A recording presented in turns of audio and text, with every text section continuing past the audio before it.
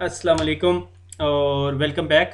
Lecture number 23 जो कि मैं दूसरी दफ़ा रिकॉर्ड कर रहा हूँ। ठीक है, आज मेरा दिन बहुत बुरा गुजरा। वो ये कि मैं ये लेक्चर कोई पहली दफ़ा स्लाइड्स बना के रात को फारिग हुआ, वो सेव नहीं हुई। सुबह भी लेक्चर रिकॉर्ड करके हटाऊँ, वो उसमें वॉइस का कोई इशू आ गया। अब मैं दोबारा उसके अंदर अगर वॉइस ऐड करता तो वो आउट ऑफ सिंक हो जाता। एनीवे, वेलकम बैक, ईद मुबारक। आज हमारा जो टॉपिक है इस called a point to point protocol, जो कि मैं अब बड़ा फ्रस्ट्रेटेड हालत में पढ़ा रहा हूँ। I would try not to be very much frustrated. ठीक है, पॉइंट टू पॉइंट प्रोटोकॉल क्या होता है? पॉइंट टू पॉइंट प्रोटोकॉल एक एनकेप्सुलेशन प्रोटोकॉल है जो लेयर 2 के ऊपर काम करता है, which is our data link layer. ठीक है, डेटा लिंक लेयर आपको जैसे पता है कि वो लेयर है जिसमें हमारा मैक एड्रेस यूज़ हो रहा होता है। ठीक है, मगर जब हम वैन टेक्नोलॉजीज़ की बात कर रहे होते हैं तो वैन टेक्नोलॉजीज़ में we don't use MAC addresses. आप में से बहुत सारे सोच रहे होंगे व्हाई नॉट। ठीक है, उसकी वजह यह है कि हम आज तक जो टेक्नोलॉजीज़ पढ़ते रहे हैं वह जो टेक्नोलॉजी पढ़ते रहे हैं वाज ईथरनेट टेक्नोलॉजी। ठीक है, अब हम वैन टेक्नोलॉजीज़ पे बात कर रहे हैं जिसके अंदर मेनली लीज लाइन आती है। अगर कंपनी के पास बहुत सारे पैसे हैं और उन्हें डेडिकेटेड लिंक चाहिए, डाटा ट्रांसमिशन बहुत ज़्यादा हो रही है, we talk about lease lines, जिसमें T1 आ जाती है, E1 आ जाती है। ठीक है, और डिफरेंट फर्दर टेक्नोलॉजीज़ हैं लाइक ब्रॉडबैंड है, पैकेट स्विचिंग है, सेल स्विचिंग है, जिसमें फ्रेम रिले एंड एटीएम है। एटीएम हमारे टॉपिक नहीं है, फ्रेम रिले अगला हमारा इंशाल्लाह लास्ट लेक्चर होगा। ठीक हो गया। तो वैन लिंक क्या होता है कि दो राउटर्स हैं, से एक है कराची के अंदर और एक लाहौर के अंदर, और कराची के राउटर से एक केबल निकली और वो वॉल जैक में चली गई, और वॉल जैक वो पीछे जो सी पीटीसीएल के नेटवर्क से गुजर के लाहौर के राउटर में दोबारा कनेक्ट हो गई। ठीक है, और इन दोनों के बीच में जो कम्युनिकेशन है वो को जो डील कर रहा होता है, या लेयर 2 की टेक्नोलॉजी को, लेयर 2 की वैन इंटरफेस को या वैन टेक्नोलॉजीज को यूज़ कर रही होती है, is called an encapsulation that is configured on those interfaces. By default Cisco जो एनकैप्सुलेशन लीज लाइन के ऊपर या सीरियल इंटरफेसेस पे यूज़ करती है, इस कॉल्ड HDLC। ठीक है, इसके अपने कोई एडवांटेजेस डिसएडवांटेजेस हैं, और एक जो आज का हमारा टॉपिक है, one of the encapsulation is called point to point protocol encapsulation. ठीक है, how does it look like physical? ये पुराने ICND 1 के ही लेक्चर्स में से है कि वॉल सॉकेट से केबल आती है, इसके पीछे PTCL का नेटवर्क है जो कराची या लाहौर जाके कनेक्ट हुआ हुआ है। ठीक है, जहाँ हमारा दूसरा ऑफिस है। ठीक है, उधर से केबल निकल के एक हमारे CSU DSU टाइप के कनेक्टर में लगी होती है, और V.35 ये हमारा कनेक्टर है। ठीक है, ये इस डिवाइस में लगा होता है, और ये DB60 जो है हमारे विक इंटरफेस कार्ड में लगा होता है, वैन इंटरफेस कार्ड में विक 1T, और ये जो सा है ये हमारे इस जगह पे लगा हुआ होता है। ठीक है, इसके अलावा एक सिस्को ने नया कार्ड निकाला है which is called T1 CSU DSU, जो यहाँ से केबल डायरेक्ट ला के इसमें कनेक्ट कर देता है। आपको इन बीच की 3-4 डिवाइसेस या 3-4 केबल्स की ज़रूरत नहीं पड़ती। ठीक हो गया, ये ऑलरेडी डिस्कस हुआ है। This is how our lease circuits या lease links connects. Lease link वो होता है जो अगर आपको 2 MB का हुआ तो आपका डेडिकेटेड 2 MB का लिंक होगा, उसके अलावा कोई कम्युनिकेशन नहीं होगी उसके दरमियान। ठीक है, this is how it physically look like. ठीक है, दो वैन प्रोटोकॉल जिसकी हमने मेनली बात की है, वन इज़ कॉल्ड HDLC, कि अगर आपके पास एक सिस्को का राउटर यहाँ पर है और एक सिस्को का राउटर यहाँ पर है, और ये दोनों आपस में कनेक्टेड हैं यूजिंग दैट टोपोलॉजी जो मैंने अभी आपको थोड़ी देर पहले दिखाई है, और इनके ऊपर बाय डिफ़ॉल्ट HDLC चल रहा होगा। HDLC का वन ऑफ द डिसएडवांटेज ये है कि वो सिस्को की डिवाइसेस पे चलेगा, ईजी हेडर है, लेस कॉम्प्लेक्स है, प्रोसेसर इंटेंसिव नहीं है, दैट्स इट। ठीक है, ये एनकैप्सुलेशन प्रोटोकॉल है। ठीक है, उसके बाद जो आज का इंपॉर्टेंट प्रोटोकॉल है इस called point to point protocol. अगर आपने इसकी फर्दर डिटेल पढ़नी है तो RFC 1615 पढ़ लो। RFC 1615 के बाद 2153 एक RFC है जो वेंडर मॉडिफिकेशंस के साथ है। ठीक है, PPP जो एनकैप्सुलेशन है उसके अंदर फर्दर छोटे छोटे प्रोटोकॉल्स हैं, जिससे हमें पता चलता है कि PPP थोड़ा सा प्रोसेसर इंटेंसिव है एज़ कम्पेयर टू HDLC। इसके अंदर जो इंपॉर्टेंट पहला प्रोटोकॉल यूज़ होता है इसका लिंक कंट्रोल प्रोटोकॉल। ठीक है, ये क्या करता है कि जब दो राउटर्स ने आपस में कम्युनिकेट करना है तो इनके दरमियान में लिंक स्टैब्लिश करता है। ठीक है, जब लिंक स्टैब्लिश हो जाता है ये दोनों एक दूसरे को समझ लेते हैं, अच्छा हम दोनों हैं, एरर करेक्शन चेकिंग सारा कुछ करने के बाद लिंक स्पीड एडजस्ट करने के बाद नेटवर्क लेयर प्रोटोकॉल को दे देता है जो फर्दर ऊपर के प्रोटोकॉल्स के साथ कम्युनिकेट करता है। एक इंपॉर्टेंट चीज़ जो ये आपको प्रोवाइड करता है इस कॉल्ड कंप्रेशन। ठीक है, अगर आपके पास अच्छे राउटर्स लगे हुए हैं हाई सीरीज़ के, लाइक मैं कहता हूँ 3800 का से लगा हुआ है, और आपके पास E1 लाइन है जो 2 Mbps की है, अगर आप पाकिस्तान और यूरोपियन कंट्रीज़ में है, ठीक है। तो 3800 सीरीज़ का राउटर, और आप कहते हो मेरी तो CPU यूटिलाइजेशन 5% है, मगर मेरा डाटा बहुत जा रहा है यहाँ से, तो मैं क्या करता हूँ, क्या मैं इस पर कंप्रेशन इनेबल कर दूँ, ठीक है। जब मैं कंप्रेशन इनेबल कर दूंगा तो वो अगर इतना बड़ा पैकेट होगा तो उसको थोड़ा सा कंप्रेस करके इतना सा कर देगा और उसको फिर डाटा पे ले लिंक पे फेंक देगा। जब दूसरे साइड पे राउटर रिसीव करेगा तो उसको फिर अनकम्प्रेस कर देगा, ठीक है, जिससे हमारी CPU यूटिलाइजेशन 5 से शायद 15% पे चली जाए, ठीक है। डेफिनेटली मैं इसको स्केल के हिसाब से एडजस्ट नहीं कर रहा, यानी मुझे नहीं पता एग्जैक्टली 15% जाएगी, यानी कोई पता नहीं 40% चली जाए, ठीक है। इन शॉर्ट ये कि कंप्रेशन देता है। अथेंटिकेशन पे भी हम थोड़ी देर में बाद में आते हैं। आपकी बुक ने एक और टॉपिक नहीं डिस्कस किया हुआ, इस कॉल्ड, जो पीपीपी का बहुत इंपॉर्टेंट फीचर था। जब मैं सीसीएनए पढ़ रहा था मुझे बहुत पसंद आया। तो इस कॉल्ड, अगर आपके पास एक इवन लाइन है, ठीक है, जो 4 MB की होती है, आपको एक और इवन लाइन चाहिए, 2 MB की होती है, सॉरी, ठीक है, आपको एक और इवन लाइन चाहिए जो आपको ओवरऑल 4 MB बैंडविड्थ दे दे। आप पीटीसीएल के पास जाते हो, आप कहते हो मुझे एक और, PTCL is a Telco provider, किसी भी टेलको प्रोवाइडर के पास जाते हो और उसे कहते हो भैया मुझे एक और इवन लाइन दे दो, और इन दोनों लाइंस को आप बंडल कर दो, तो राउटर यही समझेगा, या पीछे से आने वाला डाटा यही समझेगा ये एक बड़ा पाइप है जो 4 MB का है, is known as multi linking.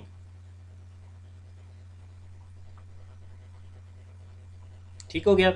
ये पीपीपी इस चीज़ को सपोर्ट करता है, आपकी बुक ने इसको डिस्कस नहीं किया हुआ, ठीक हो गया। इसके अलावा पीपीपी आपको अगर याद हो तो आपने अगर अपने घर में डीएसएल का राउटर होगा तो वहाँ पे देखा होगा पीपीपीओई और पीपीपीओए, ठीक है। पीपीपी ओवर ईथरनेट जो नॉर्मली ब्रॉडबैंड में यूज़ हो रहा होता है, और कभी कभी पीपीपीओए, अगर आपका आईएसपी का क्लाउड एटीएम बेस्ड है तो पीपीपीओए यूज़ होता है। पीपीपीओए है इज़ अ नेटवर्क प्रोटोकॉल, ठीक है, प्रोटोकॉल है पीपीपी जो एटीएम नेटवर्क पे चलता है, जो आपको क्या करता है, आपके एटीएम के जो फ्रेम के ऊपर, जो एटीएम का जो सेल होता है उसके ऊपर इनकेप्सुलेशन कर देता है, पीपीपी के फ्रेम को एटीएम के नेटवर्क पे भेजने की कैपेबिलिटी दे देता है। एक्चुअली पीपीपीओए, अगर आप में से किसी को थोड़ा सा एटीएम लेयर्स का पता है तो वो किस लेयर पे काम करता है, एटीएम एडॉप्टेशन लेयर 5, ठीक है, AAL उसे कहते हैं, AAL5 पे काम कर रहा होता है। अगर आप में से किसी को नहीं पता, परेशान होने की ज़रूरत नहीं है। अगर आपको PPP, OA और OE नज़र आता है तो आपको समझ आ जाना चाहिए कि हमने ये PPP प्रोटोकॉल यूज़ कर रहे हैं, ठीक है। और नॉर्मली इसमें यूजेज होती है लाइक पीपी ATM नेटवर्क के ऊपर, जिस तरह VPI और VCIs यूज़ हो रहे होते हैं, VPI और VCIs यूज़ हो रहे होते हैं, ठीक है, फॉर द आइडेंटिफिकेशन पर्पज़, ठीक है। एनीवे हमने हमने देखना है कि PPP protocol is an important thing, ठीक है। अब पीपीपी प्रोटोकॉल के अंदर जब हम अथेंटिकेशन की बात करते हैं, ठीक है, तो वो क्या है। मैंने कहा कि ये मेरा एक राउटर है और ये मेरे दूसरे राउटर से कनेक्टेड है, जो 2 डिफरेंट सिटी हैं, एक मैंने कहा कराची है और एक लाहौर है, ठीक है। और मैं चाहता हूँ कि इन दोनों लिंक्स के दरमियान अथेंटिकेशन हो, ठीक है। तो अव्वल first option of authentication is password authentication protocol, ठीक है। मैंने यहाँ पे यूज़र नेम लिखा सिस्को, ठीक है, और पासवर्ड लिख दिया सिस्को, ठीक है। और ये पासवर्ड जो सा इस मीडिया पे जाएगा और ये यूँ ट्रेवल हो रहा होगा, ठीक है। अगर किसी ने रास्ते में से स्निफ कर लिया तो उसको स्ट्रेट अवे पता चल जाएगा कि ये सिस्को पासवर्ड था, प्लेन टेक्स्ट में किसी ने पैकेट स्निफर लगाया निकाल लेगा, ठीक है। नॉर्मली लीज लाइन के ऊपर कुंडी डालना, ठीक है, कुंडी डालना इज द बेस्ट सोल्यूशन। कुंडी डालना is not an easy thing, क्योंकि वो लिंक जो सा है वो किसी और के साथ शेयर ही नहीं हो रहा होता, ठीक है, until unless somebody come into your office, ठीक है, और आपका राउटर अनप्लग कर दे और उसके बाद केबल अपने राउटर में लगा दे, इज़ द डिफरेंट थिंग। अगर उसने ऐसा कर लिया तो फिर वो बहुत कुछ निकाल सकता है, फिर उसने खाली ये नहीं निकालना, ठीक है। तो वो फिजिकल सिक्योरिटी की डोमेन आ जाती है, ठीक है। एनीवे, पासवर्ड अथेंटिकेशन प्रोटोकॉल एक ऐसा प्रोटोकॉल है जो आपका पासवर्ड अथेंटिकेशन करवा देता है आपकी, मगर आपका पासवर्ड जो है वो प्लेन टेक्स्ट में ट्रेवल हो रहा होता है इंटरनेट पे, नेट लीज लाइन के सर्किट के ऊपर, इंटरनेट नहीं, ठीक है।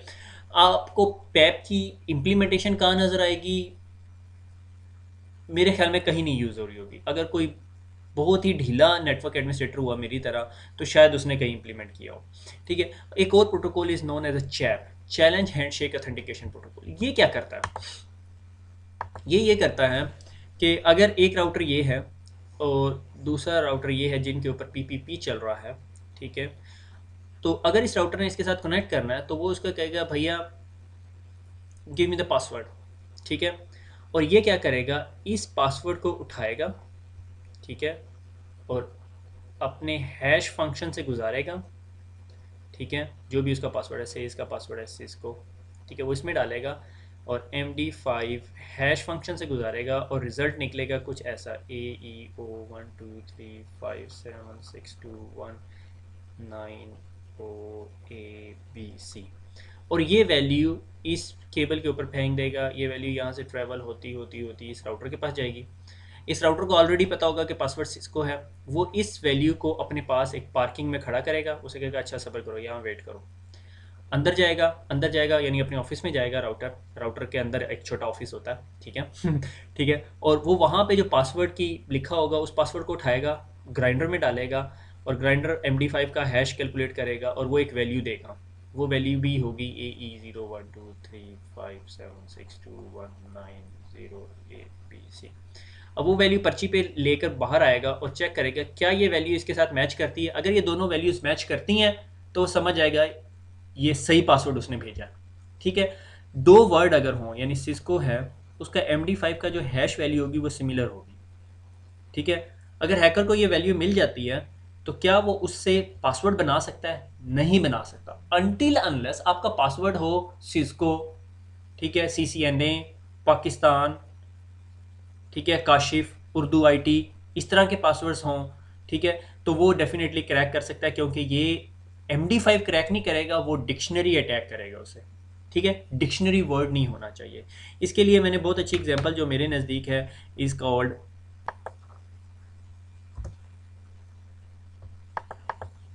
MD5 जनरेटर, ठीक है। मैंने कहा मैंने पासवर्ड का MD5 क्रिएट करो, ठीक है। आप किसी भी वर्ड का MD5 वैल्यू क्रिएट कर सकते हो, आपने ये क्रिएट कर ली, ठीक है। अब MD5 को अगर इसको इस पासवर्ड को आपके पास सिर्फ ये MD5 हैश वैल्यू है, आपने इसे क्रैक करना है, तो उसके लिए बहुत सारे टूल्स हैं, ठीक है। MD5 क्रैकर्स टूल्स सर्च करोगे आपको बहुत सारे मिल जाएंगे, ठीक है। केन एंड एबल के नाम पे एक टूल है, MD5 क्रैकर के नाम पे टूल है, ठीक है।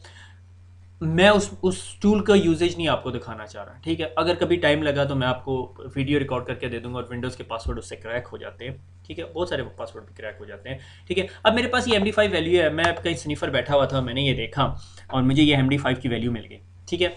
अब एक और वेबसाइट है MD5 डिक्रिप्टर के नाम पे, ठीक है। ये एक कंपनी है जिसके पास रफली उनकी डेटाबेस में 8.7 बिलियन MD5 हैश वैल्यूज़ पड़ी हुई हैं। यानी उन्हें पता है कि अगर ये वर्ड हो तो उसकी MD हैश ये होती है, ये वर्ड हो तो उसकी MD हैश ये होगी, ये वर्ड हो तो इनकी MD हैश ये होगी, ठीक हो गया।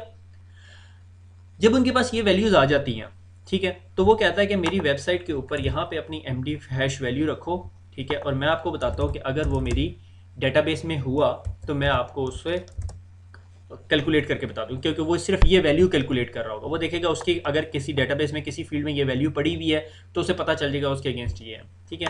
अगर मैं इसको डिसाइफर हैश करने को कहूँ तो वो बताता है कि आपका पासवर्ड है। How to protect it, simple answer, क्या करना है, आपने अपना पासवर्ड थोड़ा बड़ा कर लो और कॉम्प्लेक्स करो, डिक्शनरी वर्ड ना हो, ठीक है। सेम एग्जांपल कहता हूँ, मेरा पासवर्ड हो PA55W0RD *123। लो जी, अब हम इसे कहते हैं इसका MD5 कैलकुलेट करो। जब हमने इसका MD5 कैलकुलेट किया, ठीक है, अब इसको इसकी डेटाबेस में डाल के देखते हैं क्या इसकी डेटाबेस में ये वैल्यू पड़ी हुई है, विच आई रियली डाउट, ठीक है। 8TG2 डिसाइफर कर रहा है, नॉट फाउंड, उसको ये वैल्यू नहीं मिली। और ये आपका MD5 डिक्रिप्टर जो है आपकी ये वैल्यू डिक्रिप्ट नहीं कर सकता, इसके लिए उसे ब्रूट फोर्स अटैक करना पड़ेगा, चला देगा, एक मशीन पे रखेगा और तमाम वैल्यूज़ का हैश निकालेगा। उसे फिर ये पता होना चाहिए ये आपने पासवर्ड कितने करैक्टर्स का रखा है, उसमें स्पेशल करैक्टर्स भी हैं, अपर केस भी हैं, लोअर केस भी हैं और ये सारा, ठीक है। तो इसे पता चला MD5 ऐसे है क्रैक नहीं हो जाता, जिस तरह मैंने अभी आपको पासवर्ड, अनटिल अनलेस आपके पास डिक्शनरी वर्ड्स ना यूज़ किए हो। आप अगर कर लो कोई भी इजी वर्ड पासवर्ड रख लो तो पकड़े जाओगे, कॉम्पैक्ट रख लो पकड़े जाओगे, ठीक है, क्योंकि वो MD5 आपको हेल्प नहीं करेगा। फिर आप जितनी मर्जी बड़ी हैशिंग एल्गोरिथम कर लो, हैशिंग वैल्यू से आपका पासवर्ड बैकवर्ड क्रैकेबल नहीं है, ठीक है। कल को कोई उठ के आ जाए तो मैं कुछ नहीं कह सकता, ठीक है। वैसे भी MD5 के बाद SHA1 की रिकमेंडेशन है, ठीक हो गया। अब हमने देखना है कि PPP कन्फिगर कैसे करना है, ये तो बिला वजह की बहस हम करते रहे हैं, ठीक है। तो अगर आपने PPP कन्फिगर करना है, आपके पास दो राउटर्स हैं, राउटर 1 और राउटर 2, ठीक है। और ये दो आपके सीरियल लिंक्स हैं जिसके ऊपर आपने लीज लाइन कन्फिगर की हुई है। ठीक है, आपने सबसे पहले इसके ऊपर क्या करना है, पीपीपी इनेबल करना है। ठीक है, फिर पीपीपी की अथेंटिकेशन इनेबल करनी है। अथेंटिकेशन के अंदर सबसे पहले क्या करना है, राउटर का host name to identify itself. आपके दोनों राउटर्स के ऊपर होस्ट नेम होने चाहिए, चाहे राउटर ए और राउटर बी। ठीक है, और उसके बाद user name and password to authenticate the PPP peer. User name and password, अच्छा यहाँ यूज़र नेम पासवर्ड थोड़ी सी एक कन्फ्यूजन है। यूज़र नेम और उसके बाद राउटर का नाम, पासवर्ड और पासवर्ड का नाम, host name of the remote router. यहाँ पर अगर राउटर ए है, ठीक है, तो राउटर ए में किसका यूज़र नेम होना चाहिए, राउटर बी, और पासवर्ड यहाँ पे राउटर ए और पासवर्ड। ठीक हो गया। And choose the authentication technique. Authentication technique क्या, या पैप यूज़ करो या चैप यूज़ करो, दैट्स इट। ठीक हो गया, और आपका पीपीपी काम करना शुरू कर देगा। ठीक है, तो encapsulation, authentication end user name and password, that is it. ठीक है, आज हम अपनी पैकेट ट्रेसर में जाते हैं और मैं उसे लोड कर लूँ।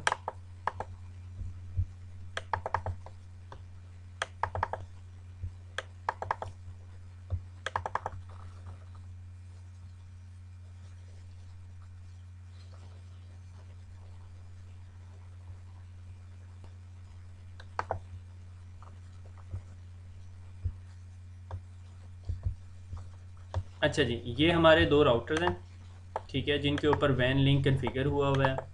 ठीक है, मैं राउटर ज़ीरो में जाता हूँ। ठीक है, एक दफ़ा मैं क्विकली इसकी इनेबल शो रन, मैं देख लूँ कि इसके सीरियल इंटरफेस पे कोई इनकैप्सुलेशन नहीं है। ठीक हो गया। ठीक है, और ये मेरा राउटर बी है। ठीक है, इनेबल। ठीक है, और अगर मैं यहाँ से पिंग 1.1.1.1 करूँ तो ये पिंग हो रहा है। इसका मतलब है ये राउटर ए को पिंग कर रहा है। ठीक है, इस राउटर का नाम है राउटर ए। ठीक है, और इस राउटर का नाम है राउटर बी, और इसके ऊपर आईपी एड्रेस है 1.1.1.1 और दूसरे का 1.1.1.2। ठीक हो गया, तो राउटर 1 पे गया। ठीक है, शो आईपी इंटरफेस ब्रीफ। हमें पता है कि सीरियल 0/0 का आईपी एड्रेस ये है जो हमारा सीरियल लिंक है। ठीक है, इसको यहाँ पर रख देता हूँ। ठीक है, ये राउटर ये है, serial 0/0 IP address up, status up और प्रोटोकॉल भी अप। ठीक है, अगर मैं कहूँ शो इंटरफेस सीरियल 0/0, तो आप ये देखो कि एनकैप्सुलेशन मुझे क्या दिखा रहा है, HDLC दिखा रहा है। ठीक है, अब मैं क्या करूँगा, कॉन्फिग टी। ठीक है, पहले यूज़र नेम भी बना देता हूँ, यूज़र नेम। ठीक है, इसमें कौन से राउटर का होगा, राउटर बी का, राउटर बी, पासवर्ड सिस्को। ठीक है, नॉर्मल रखते हैं, और इंटरफेस सीरियल 0/0। ठीक है, और क्या करेंगे अब, एनकैप्सुलेशन पीपीपी एनेबल। ठीक है, पीपीपी एनेबल होगी, एनकैप्सुलेशन पीपीपी, और ये देखो चेंज स्टेटस टू डाउन हो गया। उसकी वजह क्या है कि इधर पीपीपी एनेबल हो गया है, इधर HDLC चल रहा है, तो दोनों एक दूसरे की बात नहीं सुन रहे। ठीक है, और एक और काम क्या है, पीपीपी ऑथेंटिकेशन चैप। ठीक हो गया। आप अगर चैप के आगे क्वेश्चन मार्क दे दो तो देखो आपको एक और ऑप्शन भी दे रहा है पैप रखने की। अगर आप चैप और पैप दोनों इनेबल कर दो तो पहले चैप को उठाएगा और उसके साथ अथेंटिकेट करने की कोशिश करेगा, अगर नहीं होगा तो फिर चैप को ड्रॉप कर देगा और पैप को उठा लेगा, पासवर्ड अथेंटिकेशन प्रोटोकॉल को। हमने सिर्फ चैप यूज़ करना है, हमने एंटर कर दिया। ठीक हो गया। अब हम क्या करते हैं, शो इंटरफेस सीरियल 0/0। ठीक है, और ये देख रहे हो प्रोटोकॉल इज़ डाउन।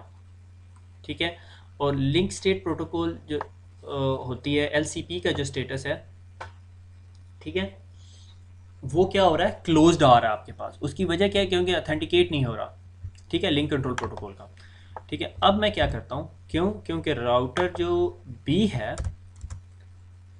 अच्छा अब मैं यहाँ पे कंट्रोल शिफ्ट 6x नहीं कर सकता। उसकी वजह ये है कि मैंने लास्ट टाइम भी आपको कहा था कितनी देर हम बातें कर लेते हैं, फिर मुझे किसी ने कमेंट भेजा कि सर अगर कंट्रोल शिफ्ट 6 कर दें तो ये ड्रॉप कर देता है, इसको टर्मिनेट कर देता है। मगर इसको मैं टर्मिनेट इसलिए नहीं कर सकता क्योंकि मेरा रिकॉर्डिंग की जो एप्लीकेशन है उसका कोई इस वर्ड के साथ कम्बिनेशन है। जब मैं उसे वो करता हूँ तो वो 3D हो जाता है। एनीवे, ठीक है, तो जब तक ये नहीं होता तो फिर हम बातें कर लेते हैं। ठीक है, तो मेरे ख्याल में ये जो 2 रिकॉर्डिंग के बाद जो मैं तीसरी रिकॉर्डिंग कर रहा हूँ ये ज़्यादा बेहतर हो गई है उससे। ठीक है, और परेशान ना हो, लेक्चर का इतना ही टाइम था। ठीक है, तो मैंने आपका कोई टाइम खाया नहीं है। ठीक है, बल्कि मैं ज़्यादा फ्लुएंट हो गया हूँ कमांड्स में। एनीवे तो जब तक कि राउटर ए इस आता है, ठीक है, तो अभी हमने इस पे क्या करना है कि हमने इसके ऊपर कॉन्फ़िगरेशन करेंगे। इतनी देर में हम पुराने राउटर पे जाके डिबगिंग की कमांड इनेबल कर देते हैं, डिबग पीपीपी ऑथेंटिकेशन।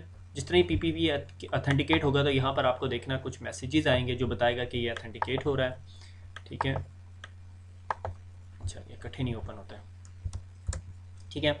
अब क्या करना है हमने, कॉन्फ़िग टी करते हैं पहले, कॉन्फ़िग टी, ठीक है, वही यूज़र नेम की कमांड, यूज़र नेम, ठीक है, राउटर ए, पासवर्ड सिस्को, ठीक है, इंटरफेस सीरियल 0/0, ठीक है। अब हमने क्या कहना है, serial 0/0 encapsulation PPP authentication. Authentication क्या कहेंगे, वो देखो चेंज स्टेट टू अप हो गया, ठीक है। ऑथेंटिकेशन क्या करना है, चैप, ऑथेंटिकेट नहीं होगा अदरवाइज, ठीक है। अब लाइन प्रोटोकॉल अप हुआ। अगर मैं यहाँ do show IP interface brief कहूँ तो वो देखो अब आपका स्टेटस भी अप है और लेयर 2 स्टेटस यानी प्रोटोकॉल का स्टेटस भी अप है, यानी प्रोटोकॉल भी अप हो गया, ठीक है। अगर मैं यहाँ पे डू पिंग 1.1.1.1 कहूँ तो वो पिंग हो रहा है, ठीक है। अगर मैं राउटर इस पर आऊँ तो ये देखो इसने डिबग किया और डिबग करने के बाद उसने तमाम स्टेटसेस चेक किए। और अगर मैं यहीं पर अब इसको शो इंटरफेस सीरियल 0/0 कहूँ और ये देखो LCP का अब स्टेटस ओपन आ गया, ठीक है। लिंक कंट्रोल प्रोटोकॉल अब कहता है कि कनेक्शन इज़ अप, ठीक है। और इसके अलावा बाकी ये दो प्रोटोकॉल्स हैं, IPCP जो IP लेयर पे काम करता है कंट्रोल प्रोटोकॉल, और CDPCP, ठीक है, CDP भी इसमें यूज़ हो रहा होता है, ठीक है। और ये डिबगिंग हो गई और ये हमारे राउटर का स्टेटस हो गया। अगर मैं यहाँ से जाके और शो इंटरफेस सीरियल 0/0 करूँ तो ये देखो ये भी आपको ये बता रहा है LCP का स्टेटस अप है, लिंक प्रोटोकॉल अप है। और अगर हम देखें कि शो रन, ठीक है, तो हमने सिर्फ क्या कमांड देनी थी, एक यूज़र अकाउंट क्रिएट करना था जो पीयर अकाउंट से कहते हैं हम लोग, और सीरियल इंटरफेस पे जाके एनकैप्सुलेशन पीपीपी और पीपीपी ऑथेंटिकेशन चैप की कमांड दी। और ये दोनों चैलेंज हैंड शेकिंग कर रहे हैं, ये एक्चुअली यूज़र नेम पासवर्ड का हैश क्रिएट करके, पासवर्ड का हैश क्रिएट करके एक दूसरे को भेजते हैं, ठीक हो गया। Brings to the end of our lecture, ठीक है। आज हमने क्या पढ़ा कि पीपीपी किस तरह काम करता है, पीपीपी क्या होता है और उसमें कंप्रेशन ऑथेंटिकेशन की कैपेबिलिटीज़ हैं, HDLC से ज़्यादा बेहतर है, और हमने उसको कॉन्फ़िगर किया, ठीक है। और वंस अगेन सब लोगों को ईद मुबारक, खुश रहिए, खुश रखिएगा। अगले लेक्चर में मुलाकात होती है जो हमारा फ्रेम रिले का लेक्चर होगा। अल्लाह हाफ़िज़।